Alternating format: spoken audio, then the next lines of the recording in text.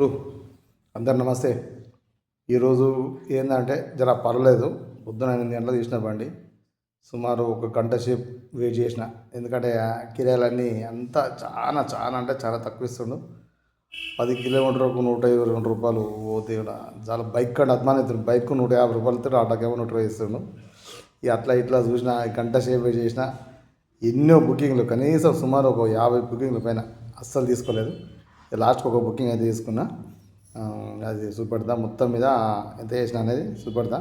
పర్లేదు, అంత మందం. రాత్రి 8 గంటల దాకా నడిపించిన, పొద్దున 8 గంటల నుంచి రాత్రి 8 గంటల వరకు చూపెడతా.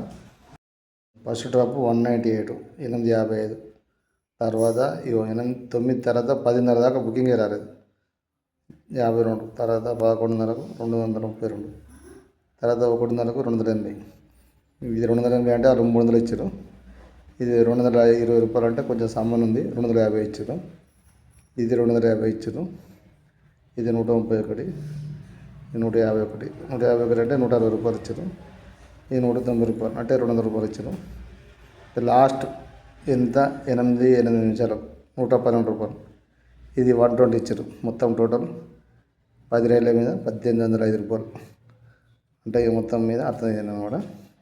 చూడు కదా, పొద్దున 8 గంటల నుంచి రాత్రి 8 గంటల వరకు 12 గంటలు చేస్తే 1800 రూపాయలు వచ్చినాయి. అందులో 100 రూపాయలు ఎక్స్ట్రా వచ్చినాయి అనమాట, అంటే 1900 రూపాయలు. ఇక గ్యాస్ కూడా, గ్యాస్ ఒక 300 చిల్లర పోయింది. అట్లా అయిపోయింది. చూస్తున్నారు కానీ జర సబ్స్క్రైబ్ చేసుకుంటలేరు. ఒక్క సబ్స్క్రైబర్ అయ్యారు. 4 వీడియోలు పెడితే జర సపోర్ట్ చేయాలని కొడుతున్నాను.